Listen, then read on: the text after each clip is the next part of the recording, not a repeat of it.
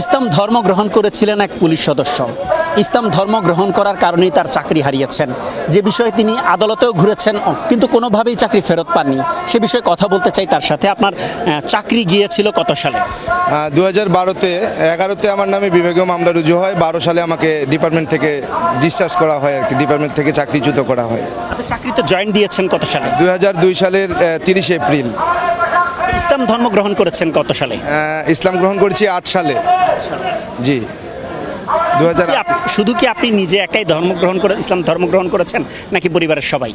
না, আমি শুধু একাই ইসলাম গ্রহণ করেছি। এতে করে আপনার কি সমস্যা হয়েছিল? ইসলাম গ্রহণ করার পূর্বে আমি বিবাহিত ছিলাম। তো আমার পরিবার নিয়ে ইসলাম গ্রহণ করার কথা আমরা আলোচনা করেই সিদ্ধান্ত নেই।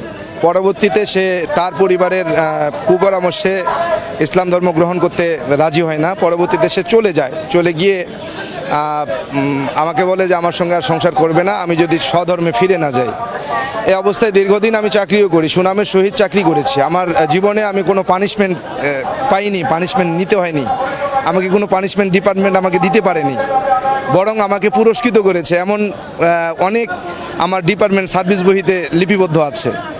তো আসলে যখন ইসলাম গ্রহণ করলাম ওরা চলে গেল। পরবর্তীতে ওরা বাড়িতে গিয়ে বিভিন্ন রকমভাবে আত্মীয় স্বজন দিয়ে চাপ প্রয়োগ করতে শুরু করলো আমি যেন স্বধর্মে ফিরে যাই। স্বধর্মে ফিরে না গেলে আমাকে চাকরি করতে দেবে না, চাকরি খেয়ে ফেলবে, মন্ত্রীকে বলবে, বিভিন্নভাবে হুমকি ধামকি দেয়। তারপরেও কোন মন্ত্রীকে বলবে? আপনাদের মন্ত্রী কে ছিল? আমাদের ওই সময়ের এই শেখ হাসিনা সরকারের পানি সম্পদ মন্ত্রী ছিলেন রমেশচন্দ্র সেন।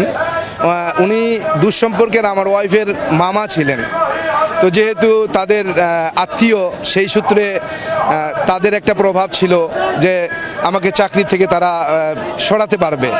তো এইভাবে হুমকি দিতে থাকলো যে আমি চাকরি খেয়ে ফেলবো, চাকরি করতে দিব না, জেল খাটাবো, বিভিন্ন রকম হুমকি ধামকির পরেও যখন আমি স্বধর্মে ফিরে যেতে অস্বীকৃতি জানাই, তারা বিভিন্নভাবে ডিপার্টমেন্টে অভিযোগ করতে শুরু করে। এক পর্যায়ে পানি সম্পদ মন্ত্রীর প্ররোচনায় রোষানলে পড়ে তারা ডিপার্টমেন্টে নতুন নাটক সাজিয়ে আরেকজনকে স্ত্রী সাজিয়ে তারা নিয়ে আসে যে আমি আরেকজনকে বিয়ে করছি, অথচ তথ্য প্রমাণে, সাক্ষীতে, তদন্তে তার কোনো কাবিননামাও সে দেখাতে পারেনি এবং এটার কোনো সত্যতাও তারা দেখাতে পারেনি। তো বিনা কারণে তারা আমার নামে অভিযোগ করার পরে আমাকে সাসপেনশন করা হয়, আমাকে কৈফিয়ত তলব করা হয়। কৈফিয়ত তলবের পরে আমি যখন জবাব দিতে যাই, তদন্ত DI-1 ইলিয়াস ফকিরের উপরে পড়ে। ইলিয়াস ফকির এটাকে সুষ্ঠু তদন্ত না করে তাদের প্রলোভনে পড়ে সেও আমার বিরুদ্ধে তদন্তের রিপোর্ট প্রদান করে। পরবর্তীতে আমার নামে বিভাগীয় মামলা রুজু হয়। 2011 সালে বিভাগীয় মামলা রুজু হয়। তো 11 সালে মামলা রুজু হলে এই বিভাগীয় মামলার তদন্ত ভার আবার কোর্ট ইন্সপেক্টর জালালউদ্দিনের উপরে ন্যস্ত করা হয়।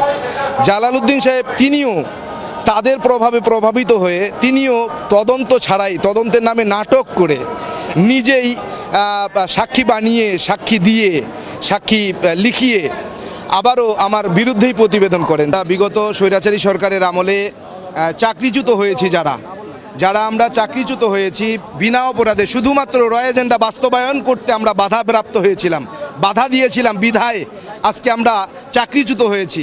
এই চাকরিতে নির্বাহী আদেশের মাধ্যমে আমরা যারা স্বৈরাচারী সরকারের আমলে যত ভাই বোন আমরা চাকরিচ্যুত হয়েছি, সবার নির্বাহী আদেশের মাধ্যমে চাকরিতে পুনর্বহালের জন্য আমরা এখানে একত্রিত হয়েছি, আজকে জমায়েত হয়েছি। আমরা এখানে আমরণ অনশন করেছি। যতক্ষণ পর্যন্ত আমাদের দাবি মেনে নেওয়া হবে না ততক্ষণ আমরা এই রাজপথ, এই পুলিশ হেডকোয়ার্টার্সের দরজা আমরা ছাড়বো না। আমরা এখানে মৃত্যুবরণ করব, এরপরেও আমাদের লাশের উপর দিয়ে আজকে আমাদের IG স্যারকে বের হয়ে যেতে হবে। এরপরেও আমরা এই রাস্তা আমরা ছাড়বো না ইনশাআল্লাহ।